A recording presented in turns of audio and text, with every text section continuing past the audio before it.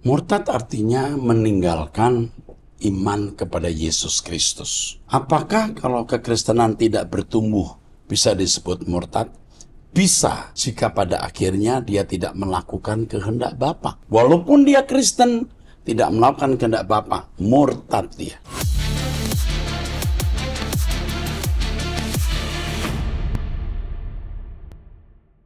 Shalom saudara, kembali kita mengikuti Abam.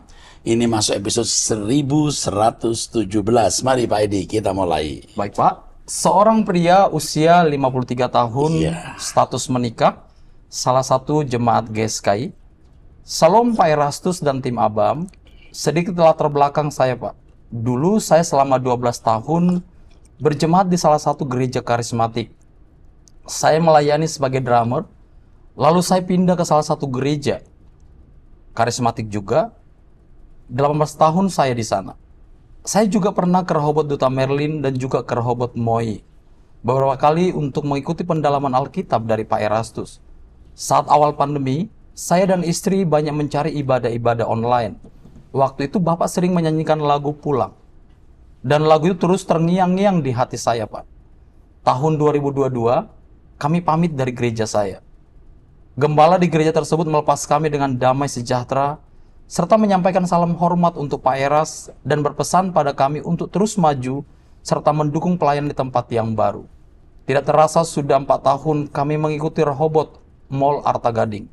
2 pagi dari awal 3 tahun lalu, 2 pagi onsite di GSKI Kebun Jeruk, dan anak kami juga ikut di Eternity Teens. Iya. Eternity Teens, oke. Maaf Pak, kalau boleh saya ingin memberi 2 ide. Pertama, mungkin ibadah Eternity Teens bisa dibuat dalam bahasa Inggris untuk 1 atau 2 kali dalam sebulan. Wah. Sebagai ruang praktek bahasa Inggris bagi anak-anak dan kakak-kakak pembinanya yang juga mahasiswa STT Ekumene. Wow, bagus.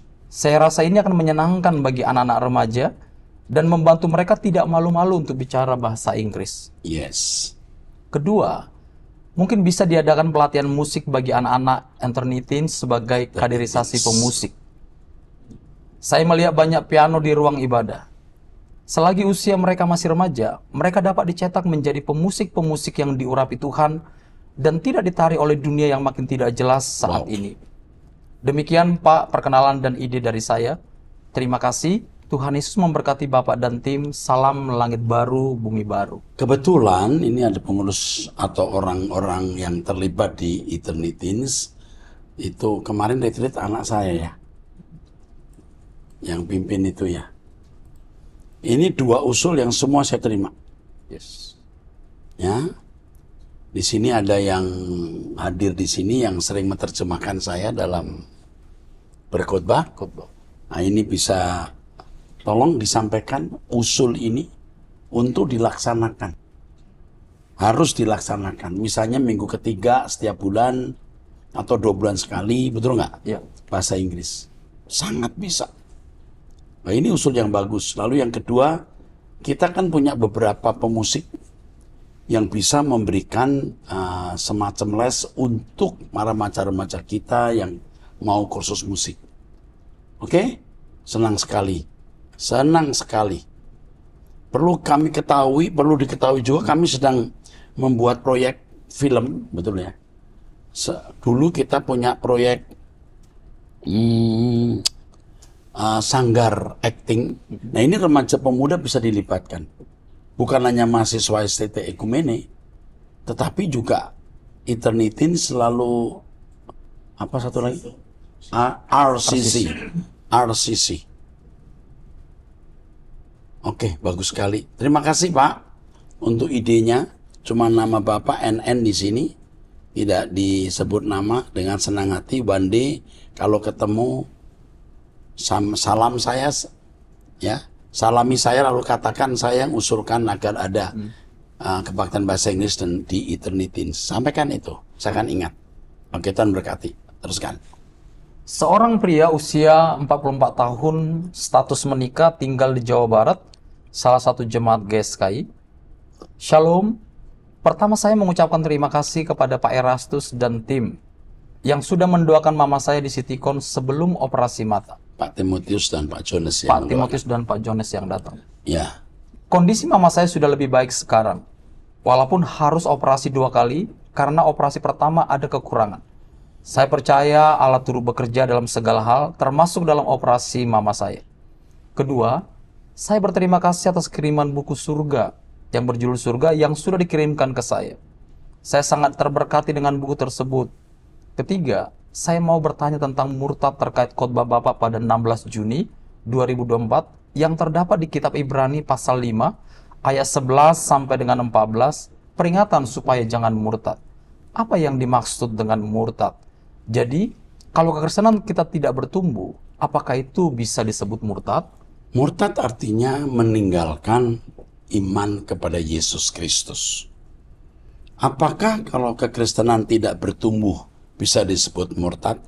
Bisa, jika pada akhirnya dia tidak melakukan kehendak Bapa. Jadi, ukuran murtad adalah ketika orang tidak melakukan kehendak Bapa. Walaupun dia Kristen, tidak melakukan kehendak Bapa, murtad dia. Oke, teruskan. Saya percaya apa yang disampaikan Bapak di khotbah-khotbah itu berasal dari Roh Kudus. Karena selama saya menjadi Kristen, baru mendengar 2 hamba Tuhan yang berani berkata, uji saya di mimbar. Akhirnya saya memutuskan pindah dari Sinode Lama ke Sinode GSKI, walaupun banyak yang mengatakan Bapak sesat. Terima kasih atas semua pengajaran dan khotbah yang sudah disampaikan. Biarlah kita terus berjuang untuk kekudusan dan kesucian sampai menjadi serupa dengan Yesus dan berkenan di hadapan Bapa. Dan akhir kita bertemu kembali di langit baru, bumi baru. Tuhan memberkati. Wow, puji Tuhan. Terima kasih. Oke, kita teruskan. Selanjutnya Pak, seorang pria usia 50 tahun, status menikah, tinggal di Jakarta Barat. Salam Pak Eras, di bawah ini saya lampirkan foto di Home Plus supaya saya dan istri bisa dikenali Pak Eras.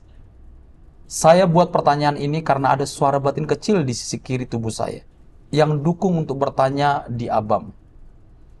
Di Abam episode 656, saya bersaksi sudah bisa menghilangkan secara total hasrat yang dari luar atau dari dalam diri.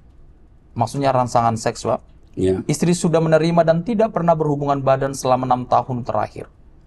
Saya sedang bergumul karena sulit sekali berdoa dan penyembahan pribadi. Saya selalu berpikir, apakah Bapa dan Tuhan Yesus dengan mudah mengampuni dosa-dosa saat saya berlutut, meski dosa-dosa tersebut hanya di pikiran saya? Tapi setahun terakhir, saya sekali merasakan ada suara batin di kiri atau belakang badan yang menegur ketika saya ada keraguan di keuangan atau masalah kecil rumah tangga dan keraguan dalam hidup kudus. Contoh suara itu, jangan konyol. Terus saja begitu. Bapak tidak seperti itu. Jangan belagu atau macam-macam ya. Dan lain-lainnya. Kadang juga suara batin ini seperti diam atau cuek yang sangat lama. Sedikit informasi, istri saya tadinya beragama lain. Cicit dari dukun penyembuh dari salah satu daerah di Jawa Tengah. Di tahun 1970-an. Neneknya ingin mewariskan ilmunya ke istri saya, tapi ditolak atau dibuang oleh mertua saat istri umur 6 tahun. Sampai saat ini, istri saya masih menasihati pelanggan salon kecantikan di rumah, yang kadang curhat masalah rumah tangga mereka dengan nasihat cara-cara kejawen. Weton lah dan lain-lain. Weton itu hari lahir. Weton hari lahir, Pak. Weton, ya terus. Ada nasihat dari Pak Eras juga yang dia terapkan pada pelanggan. Ada istilah kejawen dari Pak Eras yang juga diaminkan, yaitu Manunggaling Kawula Gusti. Manunggal Kawula Gusti. Menyatu dengan Tuhan. Terus, Dan beberapa istilah lainnya. Demikian Pak, kami sekeluarga bertiga tetap rindu langit baru, bumi baru. Terima kasih. yang saya mau tanyakan, kenapa tidak pernah berhubungan badan selama 6 tahun terakhir? Ya kan? Iya Pak, 6 tahun. 6 tahun. Terakhir 6 tahun terakhir. Iya Pak. Apa karena istri sakit atau ada kekurangan yang lain? Tetapi apapun yang terjadi, sebaiknya atau seharusnya tetap hidup suci. Dan saya melihat, saya meneropong Anda orang yang dipilih Tuhan untuk menjadi perwira Tuhan, bekerja bagi Tuhan.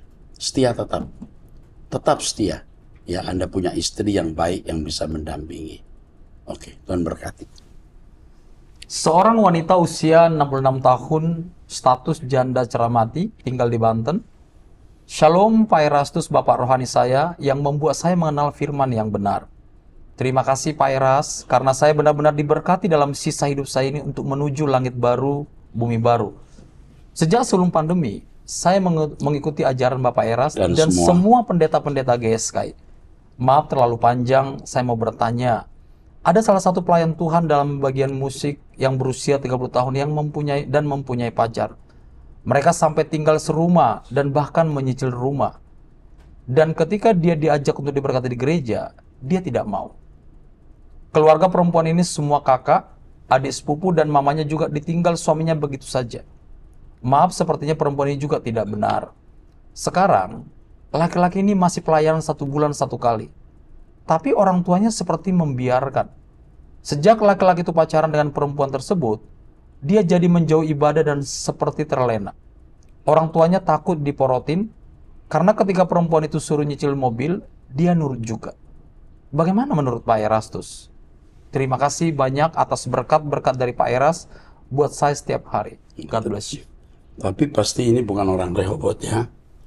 Ya kan, maksudnya ada salah satu pelayan Tuhan dalam bagian musik yang berusia 30 tahun dan mempunyai pacar, mereka sampai tinggal serumah dan bahkan mencil rumah. Ini tidak ada di Rehoboth ya. Pacarnya. Dan ketika dia diajak untuk diberkati di gereja, dia tidak mau. Keluarga perempuan ini semua kakak, adik, sepupu dan mamanya juga ditinggal suaminya begitu saja. Apa yang harus kita nasihatkan ini? Saya kira harus bertobat. Dinasehati untuk bertobat, tidak melanjutkan praktek hidup yang salah tersebut.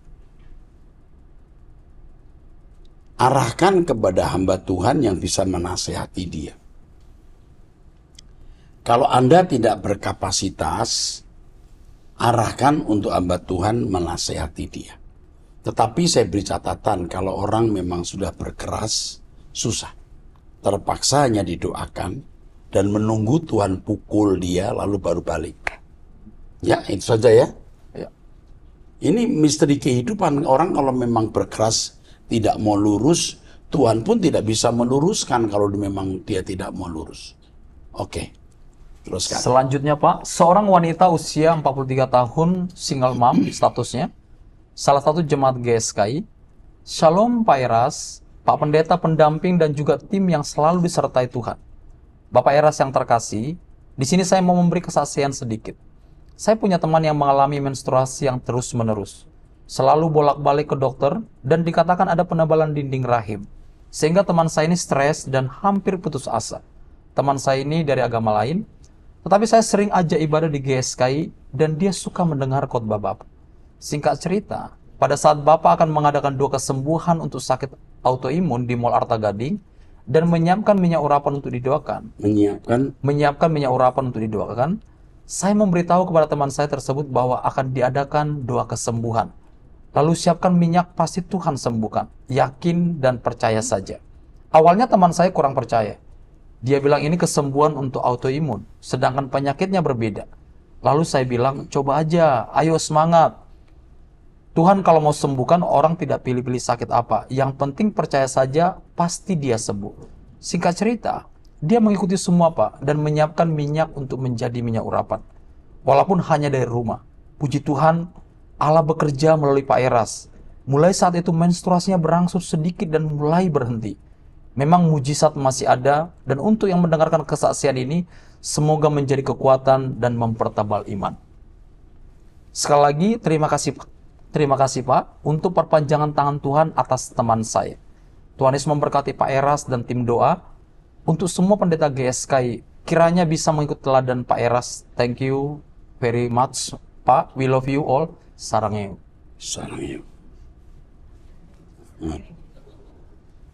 Luar biasa ya. Luar biasa ini sembuh ini Pak. Tapi sebaliknya kesaksian yang lain, karena dia autoimun, dia minum obat autoimun sampai tidak bisa menstruasi. Tapi pada malam didoakan, besok paginya menstruasi. Ini terbalik. Yang tidak bisa menstruasi, yang menstruasi terus stop. Ya, memang luar biasa Tuhan. Kita akan doakan lagi nanti, mengadakan doa kesembuhan. Kiranya biar nama Tuhan yang dimuliakan. Oke, teruskan. Puji Tuhan. Seorang pria usia 17 tahun belum menikah, tinggal di Jawa Tengah, salah satu jemaat GSKI. Ya. Shalom, Pak Pendeta Erastus Abdono dan seluruh tim ABAM. Saya sudah mengikuti doa pagi dan ABAM selama 5 hari. Sebelum melakukan semua itu, dulu hidup saya tidak beraturan, suka nongkrong, bicara kasar, dan nonton tontonan jorok. Inti cerita saya, Pak, saat sehabis doa pagi di hari yang kelima, seperti biasa saya melakukan penyembahan menggunakan lagu Pak Eras yang berjudul Pulang dan Elohim Yahweh. Saya menyanyikan lagu Pulang, saya tiba-tiba menangis, Pak. Air mata begitu deras dan di belakang leher ke bawah agak panas. Itu kenapa ya, Pak? Itu mau pelepasan sebenarnya. Pelepasan. Ya, mau pelepasan. Suka dari dada ke leher, mau muntah, itu ada roh-roh jahat. Bisa roh Cina. Roh Cina, roh pemberontakan kepada orang tua.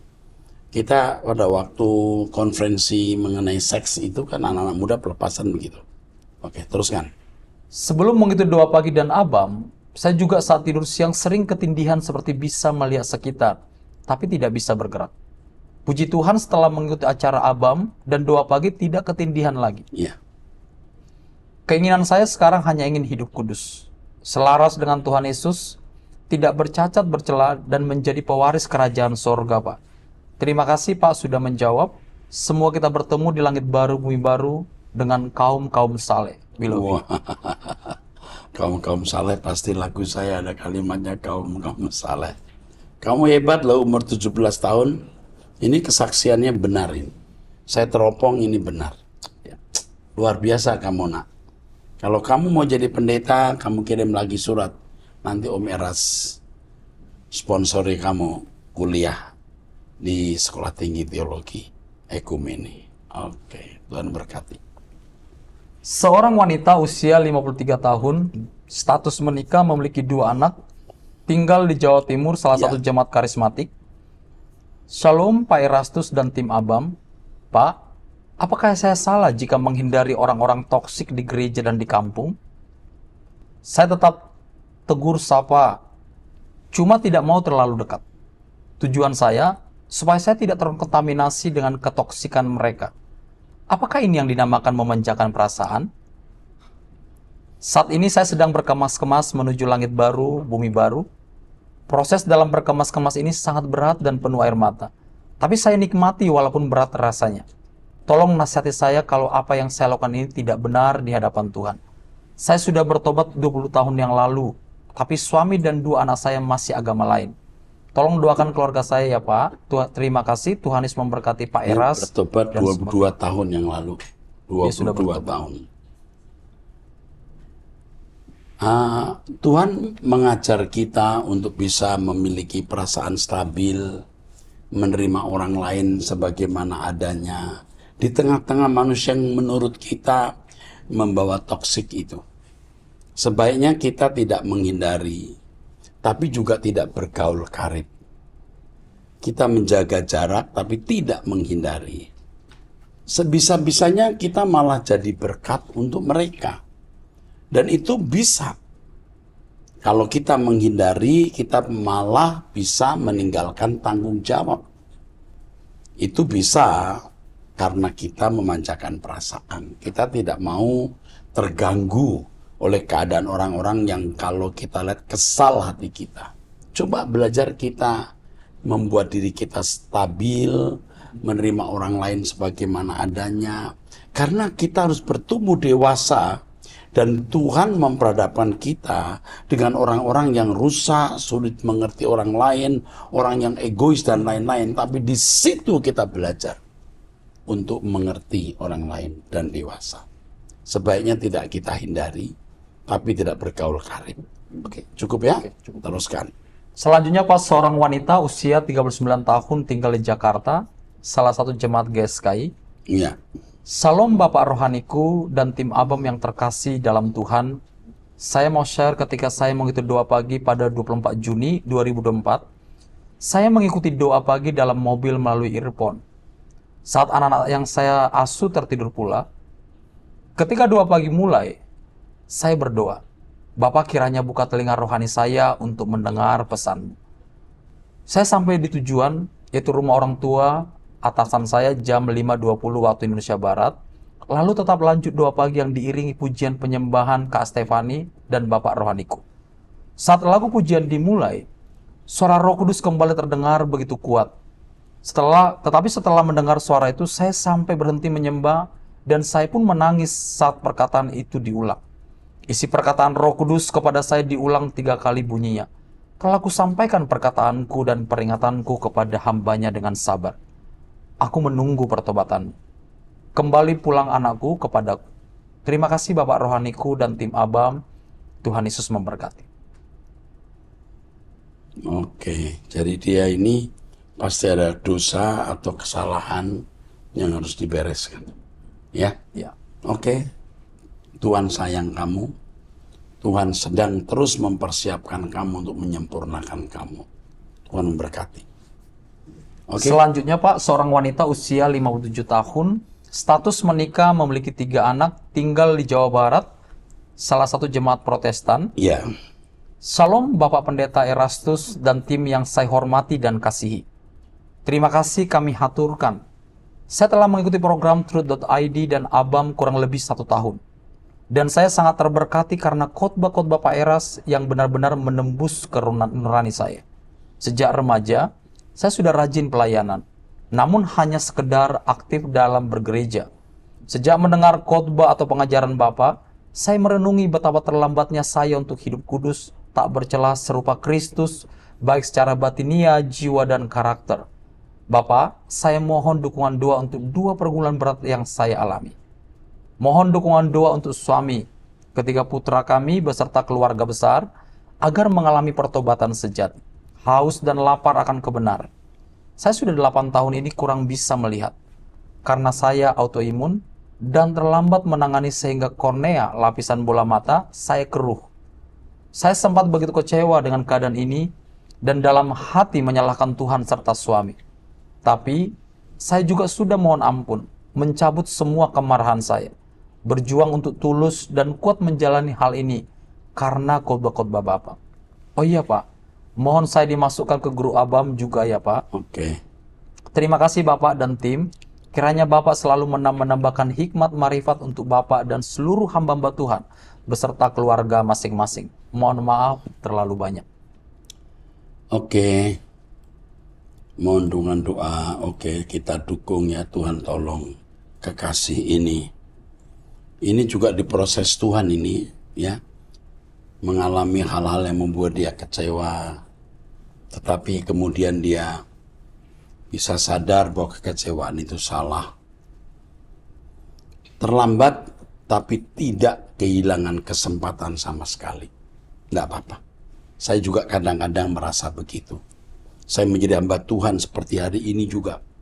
Saya masih merasa terlambat. Mestinya saya jauh lebih baik dari hari ini. Tetapi ya lebih baik terlambat daripada tidak sama sekali. Ayo kita berjuang di sisa umur hidup kita ini. Ya, Tuhan memberkati. Seorang pria usia 60 tahun status menikah, memiliki 3 anak, tinggal di Jawa Timur, salah satu jemaat GSKI di Surabaya. Shalom Bapak Erastus Sabdono dan tim Abam GSKI. Saya mau bertanya mengenai dosa terhadap Roh Kudus, Roh Allah, yang disebutkan ataupun ditata dalam Kisah Para Rasul pasal 5 ayat 1 sampai dengan 11 mengenai Ananias dan Safira, yang bertalian dengan Kisah Para Rasul pasal 4 ayat 32 sampai dengan 37 mengenai cara hidup jemaat. Dusta yang dituliskan dalam Kisah Para Rasul pasal 5 ayat 1 sampai dengan 11 mungkin banyak juga terjadi di kumpulan orang-orang percaya ataupun jemaat gereja yang ada pimpinannya atau gembala gereja, karena sudah pasti banyak terjadi di kumpulan komunitas Kristen. Apakah dalam contoh kasus seperti ini dapat dikategorikan mendustai Roh Kudus atau Roh Allah? Atau mungkin karena peristiwa tersebut melibatkan Rasul Petrus, maka dikategorikan sebagai mendustai Roh Kudus atau Roh Allah? Bolehkah diberi contoh lainnya mengenai kriteria mendustai, menghujat atau berdosa terhadap Roh Kudus atau Roh Allah? Mohon pencerahannya Pak Erastus. Allah Bapa Elohim Yahweh dalam nama Tuhan Yesus pasti memberkati Pak Eras dan seluruh tim Abam. Kita harus menjawab kasus ini dikaitkan dengan situasi waktu itu. Jadi situasi waktu itu terjadi kebangunan rohani yang hebat. Ya, di mana mereka sering berkumpul, bersekutu bersama, ya, memecahkan roti, dan bahkan mereka menjual harta mereka dan hidup bersama, membagi-bagikan harta mereka sehingga semua bisa menikmati. Tetapi Ananias dan Safira menjual hartanya, namun yang separuh disimpan. Dia mau memberi kesan. Kalau yang lain misalnya punya harta dijual dengan harga 100, ya. Ada yang 50, ada yang 75, ada yang 30. Ananias dan Safira itu 80. Tapi 80 tidak 80 yang diberikan 40. Itu menipu. Tidak mengucapkan tapi memberi kesan. Jadi menipu itu tidak harus mesti mengucapkan kalimat. Kesan juga bisa merupakan penipuan. Itu satu. Yang kedua, dalam suasana kebangunan rohani yang begitu hebat, kalau sampai ya berani melakukan tindakan sebodoh itu, ini pasti nekat. Mesti suasana kebangunan rohani itu membuat orang takut berbuat dosa. Tapi heran ini, si Ananias dan Safira tidak takut berbuat dosa. Nah, inilah menjadi pelajaran buat yang lain. Oke, jelas itu ya? Jelas. Oke deh, teruskan. Selanjutnya Pak, seorang pria usia 47 tahun, status menikah, memiliki 2 anak, tinggal di Banten, salah satu jemaat karismatik. Salam Pak Erastus yang terkasih, salam kasih dan sehat selalu. Saya ingin sekali tahu dan rindu, bagaimana kita bisa mendengar suara Tuhan? Karena saya rindu sekali mendengar suara tuntunan Tuhan, agar hidup bisa terarah dan sesuai dengan kehendaknya. Amin. Terima kasih ya Pak atas penjelasannya. Pertanyaan saya, untuk apa mendengar suara Tuhan di sini? Setiap kita harus mendengar suara Tuhan. Mesti mendengar suara Tuhan. Kalau sampai kita tidak mendengar suara Tuhan, itu ada yang salah. Jadi yang Anda lakukan sekarang, hidup suci.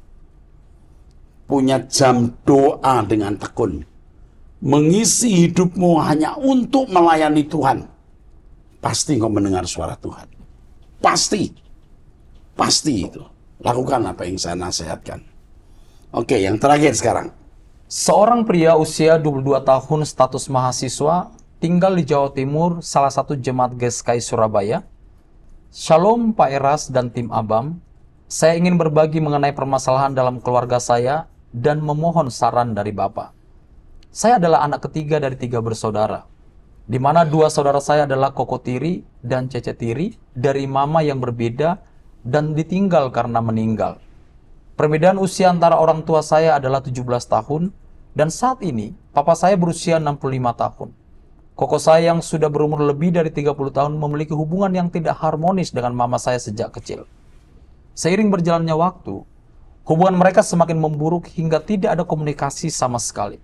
Suatu waktu, mama saya berusaha menasihati dengan baik, namun kakak tiri saya merespon dengan kata-kata yang tidak pantas seperti iblis. Tidak ada yang bisa mengatur saya. Sejak saat itu, mama saya takut dan tidak pernah berkomunikasi lagi. Setelah menyelesaikan kuliahnya, papa saya selalu berusaha membantu membuka jalan bagi pekerjaan koko saya. Namun, usaha tersebut seringkali berakhir mengecewakan dan membuat papa saya malu. Terakhir, papa saya bahkan membukakan toko dan membelikan rumah agar koko tiri saya ini bisa hidup mandiri. Namun meski demikian, koko saya terkenal suka berbohong dan seringkali meminjam uang ke papa tanpa melunasinya dengan benar. Papa saya juga merasa enggan untuk menagih kembali. Saya sangat kasihan melihat kondisi papa saya yang sudah tua dan sering terlihat stres karena masalah ini. Saya merasa tidak masalah jika koko tiri saya bersikap kurang ajar kepada mama saya, karena saya bisa menjaga mama. Tetapi saya tidak terima jika dia bersikap demikian kepada papanya sendiri yang sudah banyak membantu. Apa yang sebaiknya saya lakukan ya Pak? Diam. kamu diam saja karena ada Tuhan yang menjadi hakim yang akan mengadili. Oke. Saya sangat jengkel dengan sikap koko saya dan sudah tidak memiliki rasa sayang lagi. Jangan begitu. Belajarlah mengasihi musuh. Apalagi itu koko kamu walaupun beda ibu. Oke. Mama saya juga mengikuti ajaran Bapak untuk diam, diam, dan diam. Wow, mantap. Kamu juga harus diam, diam, diam, diam. Kamu 4. Ya. Kamu masih muda deh. Oke. Namun, kami semakin kasihan melihat kondisi Papa yang seharusnya sudah bisa pensiun dan tidak lagi terbebani masalah seperti ini. Papa saya tampak sangat stres dan hampir menyerah dalam menghadapi koko saya. Mohon doa dan sarannya, Pak, tentang apa yang sebaiknya saya lakukan. Mungkin nasihat untuk mama saya nanti akan saya sampaikan juga, Pak.